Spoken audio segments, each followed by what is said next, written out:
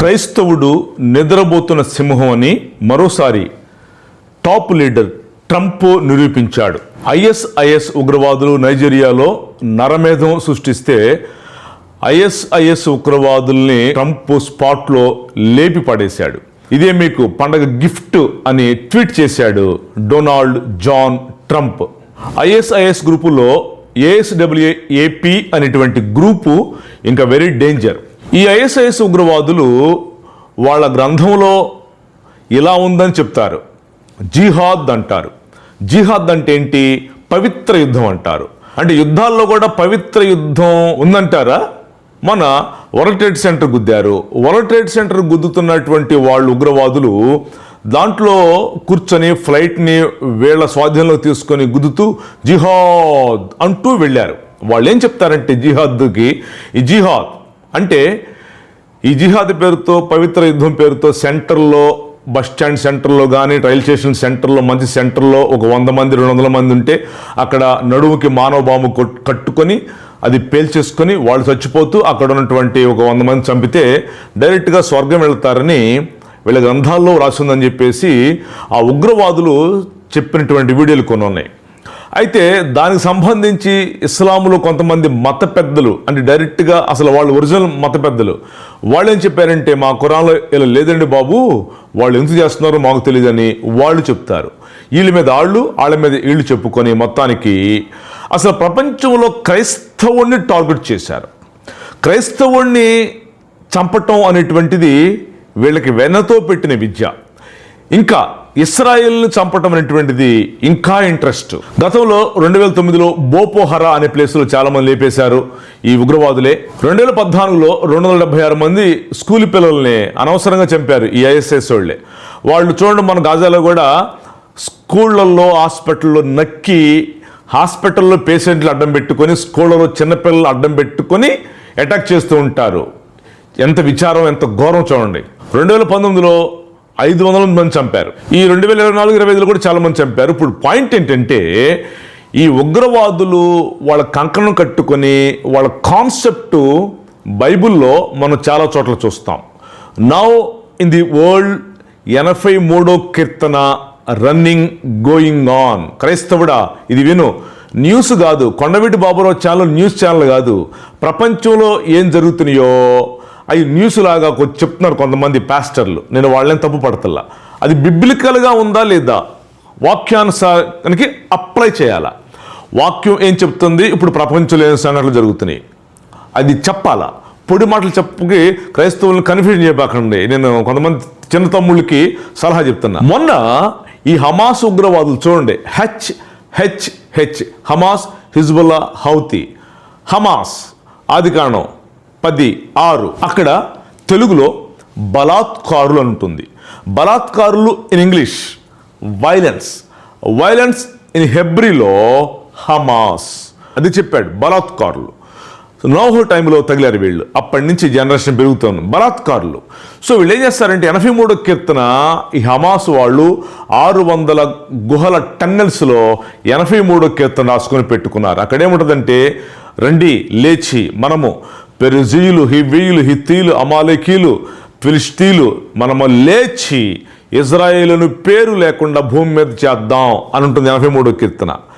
Already started in the world. ఇది కూడా రాకడకు గుర్తే. బిబ్లికల్గా మాట్లాడుతున్నా. వాక్యం అప్లై చేయాలా, అప్లకబుల్గా ఉండాలా. పొడి మాటలు చెప్పి తమ్నైల్లో కలర్గా పెట్టి ఇలా చేసి తప్పు వాక్యం అప్లకబుల్ కాకుండా చెప్పొద్దు. 83వ కీర్తన now running going on in the world, especially in Islam countries, 60 countries in the world. 83వ కీర్తన రాసుకొని పెట్టుకున్నారు. లేపేద్దామంటాను. ఇంకొక ఆశ్చర్యకరమైన విషయం తెలుసా, ఇస్లాం దేశాల్లో స్కూల్స్లో పాఠాల్లో ఏం చేస్తారంటే, మ్యాప్ వచ్చినప్పుడు వరల్డ్ మ్యాప్లో వాళ్ళు మధ్యధరా సముద్రం అంటే మెడిటేరియన్ సీ అంటారు ఇంగ్లీష్లో, అదే యోనా చేప మింగిన సముద్రం, అదే మెడిటేరియన్ సీ, మధ్య సముద్రం. ఆ సముద్రాన్ని ఈ ఇస్లాం కంట్రీస్లో స్కూల్స్లో పాఠ్య పుస్తకాల్లో ఎర్ర ఇంకుతో దాన్ని రుద్దుతారు.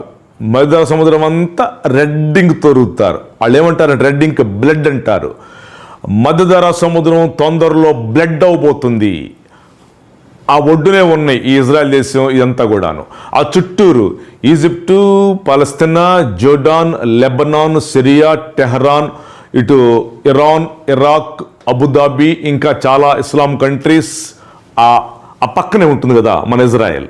ఇవన్నీ మయద్రా సముద్రం ఒడ్డున ఉంటాయి. వాళ్ళు ఏమంటారంటే ఇస్రాయెల్ని చంపి పడేసి 83వ కీర్తన ప్రకారము లేపేసేసి పీకలు కోసి ఆ రక్తాన్ని మయద్రా సముద్రంలో కలిపేస్తాం అని ఆ పాఠ్య పుస్తకాల్లో వరల్డ్ మ్యాప్లో మయద్రా సముద్రాన్ని ఎర్ర ఇంకుతో అంటే బ్లడ్తో రుద్దుతారు వాళ్ళు.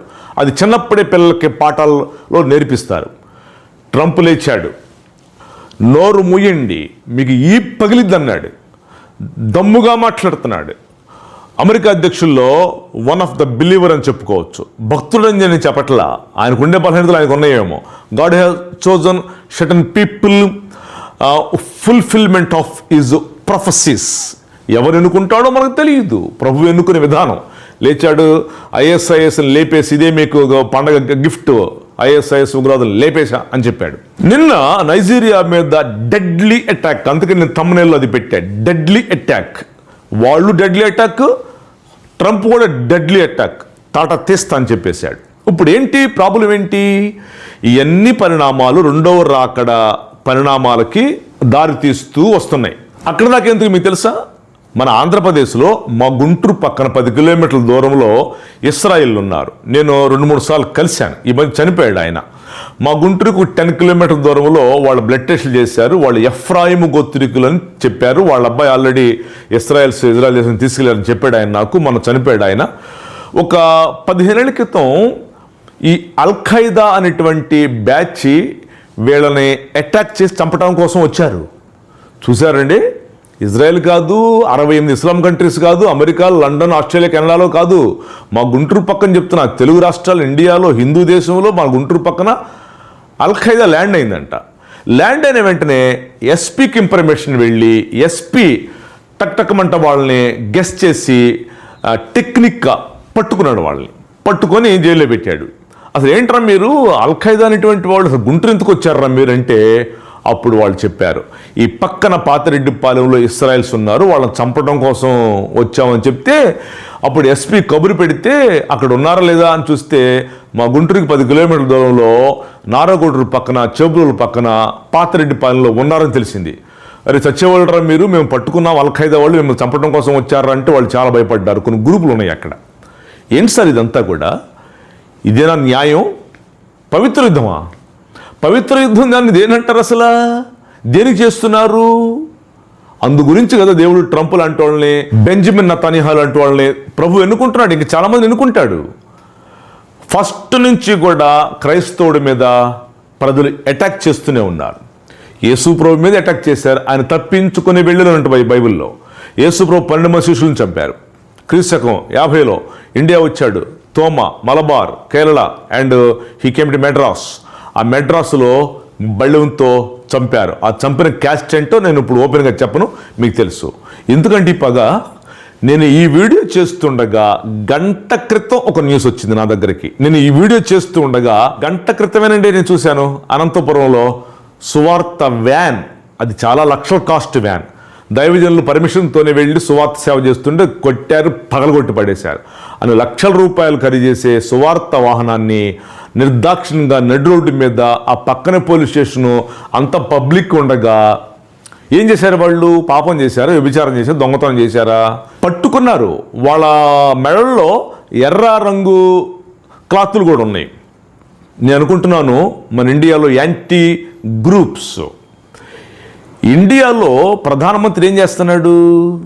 రాజ్యాంగం పని అయ్యేటి చేస్తున్నాడా? ప్రధానమంత్రి మొన్న వెళ్ళి క్రిస్మస్కి బైబిల్ చేతితో పట్టుకొని వాళ్ళు పాటలు పాడుతుంటే అనుకుంటే లాభం లేదు సార్, లాభం లేదు సార్.